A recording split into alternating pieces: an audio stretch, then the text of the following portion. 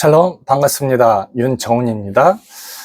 이 시간에는 마태복음 18장 15절로 35절까지의 말씀으로 같이 은혜를 나누고자 합니다. 이 쉬운 성경 강해 시간에는 이렇게 하나님의 말씀을 쉽게 이해하기 쉽게 이렇게 풀어서 설명하고 있습니다. 이 말씀이 이렇게 끊어지는 것이 아니라 계속 연관되어져 있고 또 동일한 말씀을 반복해서 가르치시는 주님의 그 마음을 이제 더욱더 알고 깨닫고 주님의 말씀에 순종하면서 살기를 원하는 마음으로 이렇게 계속해서 강의를 하고 있습니다. 15절입니다. 내 형제가 죄를 범하거든 가서 너와 그 사람과만 상대하여 공고하라. 만일 들으면 내가 내 형제를 얻을 것이요. 만일 듣지 않거든 한두 사람을 데리고 와서 두세 증인의 입으로 말마다 정창케 하라. 만일 그들의 말도 듣지 않거든 교회의 말하고 교회의 말도 듣지 않거든 이방인과 세리와 같이 여기라. 그렇죠. 여기서도 중요한 단어는 무엇입니까? 죄를 범하거든 이라는 것이죠. 여러분, 이 죄가 무엇입니까? 성경은 윤리책이 아닙니다. 성경은 철저하게 예수님이 누구이신지를 표현하고 있으며 예수님을 알기 전에 사람과 알기 후에 사람에 대해서 표현하고 있는 것이죠. 알기 전에는 우리는 죄인이었지만 예수님을 믿고 예수님 마음으로 영접한 이후에는 우리가 하나님의 자녀로 빛의 자녀로 죄사함을 받은 존재라는 것들을 계속해서 알려주고 있는 것이죠.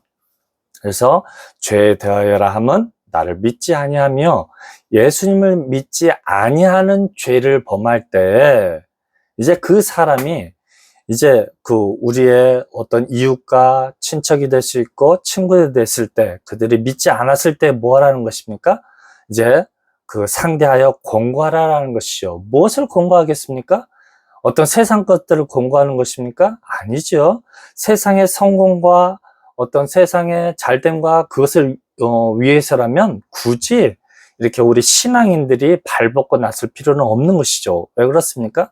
세상에 이제 그쪽 분야의 전문가들이 더 많기 때문인 것이죠. 그래서 우리 기독교인들도 학원을 다니고 또 유학을 가고 대학을 가고 그렇게 하고 있는 것이기 때문입니다. 그래서 여기서 공고한다라는 것들은 예수님에 대해서 계속해서 이제 복음을 증거하는 것이라고 표현하고 있는 것이죠. 그래서 17절에도 교회에 말하고 교회에서 같이 가서 협력해서 이렇게 공고하고 있는 것이죠. 그래서 교회의 말도 듣지 않거든 무엇을 여기라 합니까? 이방인과 세리처럼 죄인으로 여기라는 것이지 실질적으로 그 이방인과 세리들을 완전 개돼지로 여기라는 표현이 아닌 것이죠. 그래서 여기는 문자적으로 하나님의 말씀을 결단코 문자적으로 해석해서는 안 된다라는 것이죠. 그래서 사단이 예수님을 광야에서 시험할 때도 무엇으로 유혹합니까? 내가 하나님의 아들이거든. 그렇죠. 사실을 이야기하면서 내가 뛰어내려 보라. 그러면은 다치지도 않고 천사가 붙잡아 준다라고 주장합니다. 이렇게 계속해서 문자적으로 뛰어보라, 문자적으로 뭐 해보라, 문자적으로 기도해보라, 그 모든 것이 다 해결되어진다 라고만 이야기하고 있는 것이죠. 그때 예수님의 대답은 무엇입니까? 사단아 물러가라, 주 내 하나님을 시험하지 말라라는 것이죠. 18절입니다. 진실로 너희에게 이르노니 무엇이든지 너희가 땅에서 베면 하늘에서도 베일 것이요 무엇이든지 땅에서 풀면 하늘에서도 풀리리라. 그렇죠. 땅에서 메고 땅에서 풀 것이 뭐가 있겠습니까? 왜냐하면 그 앞에서 무엇을 권면합니까? 예수님을 권면하고 있는 것이죠. 복음을 증거하고 있는 것이죠. 그래서 예수님과의 관계가 이렇게 틀어지고 이렇게 메어지면 어떻습니까? 하늘에서도 이제 그 사람은 예수님과의 관계가 끊어져 있고 이렇게 꼬여져 있기 때문에 이제 하나님께 죄사함을 받을 수가 없다라는 것이죠. 또 이 땅에서 우리가 살 때 예수님과의 관계가 어떻게 됩니까? 풀어지면 그렇죠. 어떻게 됩니까? 하늘에서도 풀어진다라는 것이죠. 하나님의 자녀가 되는 것이고 하나님의 제자가 되어서 하나님이 우리에게 맡겨주신 복음 증거의 증인으로서의 삶을 살게 된다라는 것이죠. 19절입니다. 진실로 다시 너희에게 이르노니 너희 중에 두 사람이 땅에서 합심하여 무엇이든지 구하면 하늘에 계신 내 아버지께서 저희를 위하여 이루게 하시리라. 아멘. 여러분, 이 말씀이 문자적으로 했을 때 이 말씀대로 되어진 적이 있습니까? 100% 되어진 것이 있느냐라는 것이죠. 왜요?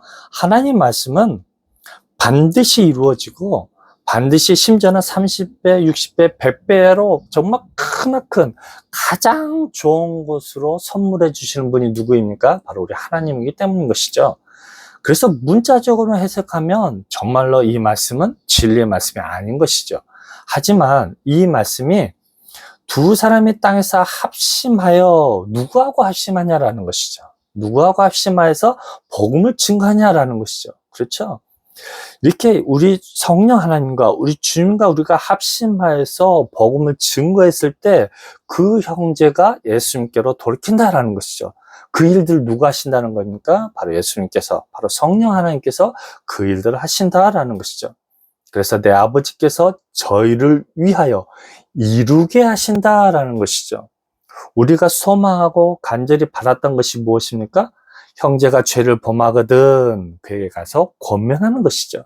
그것을 우리 스스로의 힘으로 하는 것이 아니라 우리와 함께 하시는 성령 하나님과 합심하여서 하나 되어서 성령 하나님의 인도하심 따라서 복음을 증거했을 때 이제 하나님께서 그 뜻을 이루어 주신다라는 것이죠. 그래서 20절 말씀에 정확하게 표현하고 있는 것이죠. 두세 사람이 내 이름으로 모인 곳에서는 나도 그들 중에 함께 하신다라는 것이죠.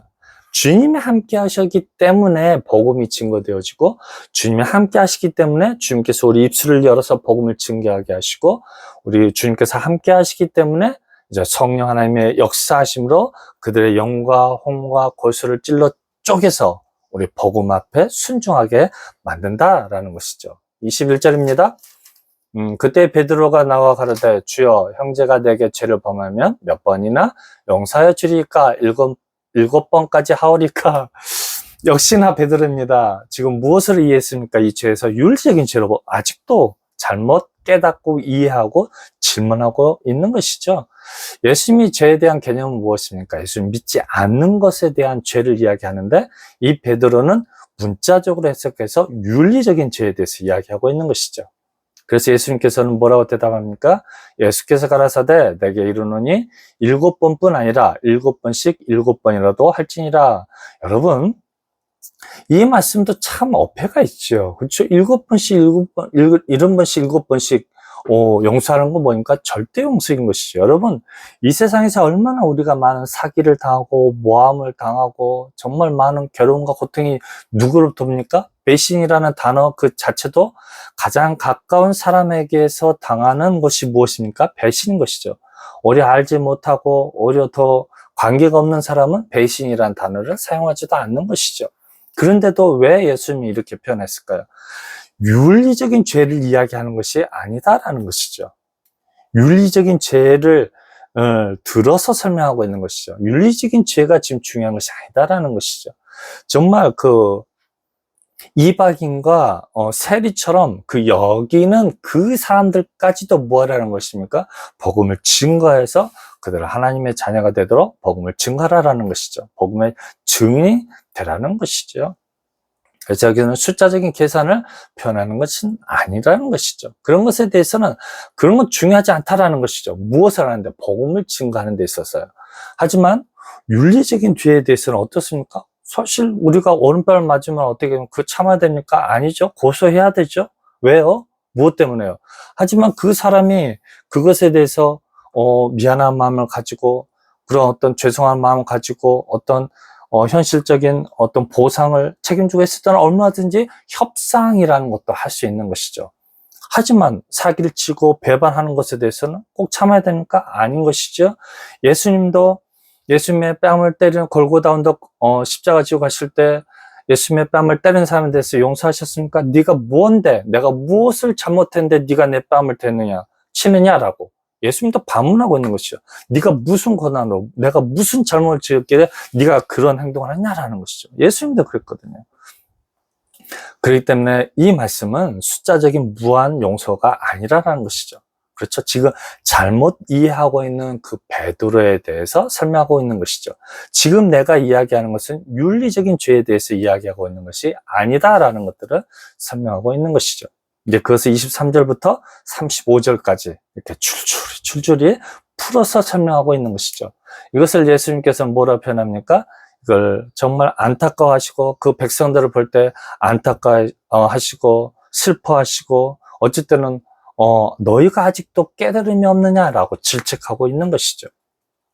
그래서 이러므로 천국은 그 종들과 회개하려 하던 어떤 임금과 같으니, 그렇죠? 이 임금이 어떻습니까? 화끈하게 용서해 주는 것이죠. 그렇죠? 막 1만 달란트도 이렇게 용서하면서 이렇게 죄사함을 주는 것처럼 너희도 어떻게 하라는 거예요?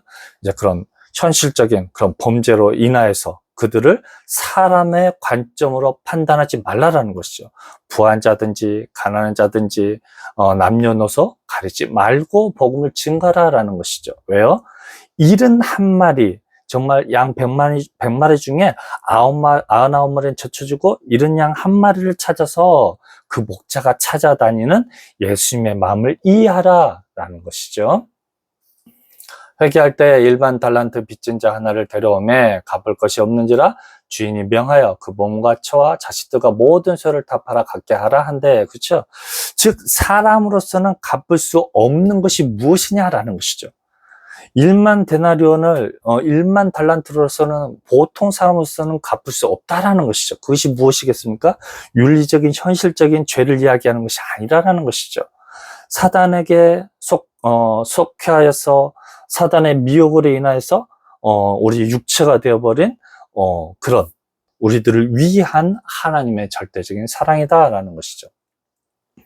그래서 결국에는 하나님께서 이 땅에 오셔서 하는 일이 무엇이겠습니까? 사단의 머리를 밟아버린다라는 것이죠. 26절이요. 그 종이 엎드려 절하며 가로되 내게 참으소서 다 갚으리이다 하거늘 그 종의 주인이 불쌍히 여겨 놓아 보내며 그 빛을 탕감하여 주었더니, 그렇죠? 이게 하나님의 절대적인 사랑이다라는 것이죠. 그 종이 나가서 제게 100데나리온 빚진 동관 하나를 만나 붙들어 목을 잡고 가로되 빛을 갚으라 하며, 그렇죠? 만약에 이게 현실적인 어떤 금전적인 관계라면 이건 말도 안 되는 것이죠. 여러분, 우리가 정말 피땀 흘려서 본 돈을 사기를 당했으면 누가 이렇게 쉽게 용서할 수 있겠습니까? 그건 평생도록 우리 마음에 한이 될 것입니다. 그래서 여기서는 그런 어떤 윤리적인 것들을 들어서 설명하고 있다라는 것이죠. 지금 베드로가 아직도 죄에 대한 개념을 잘못 이해하고 있기 때문에 표현하고 있는 것이죠. 그런 죄에 대해서는 이 임금처럼 화끈하게 용서해주고 복음 증거의 힘을 쓰라라는 것이죠. 그 동관이 엎드려 그 종이 나가서 제게 100데나리온 빚진 동관 하나를 만나 붙들어 목을 잡고 가로되 빛을 갚으라 하매 그 동관이 엎드려 간구하여 가로되 남을 참으소서 갚으리다 하래. 그렇죠? 이 동관은 무엇입니까?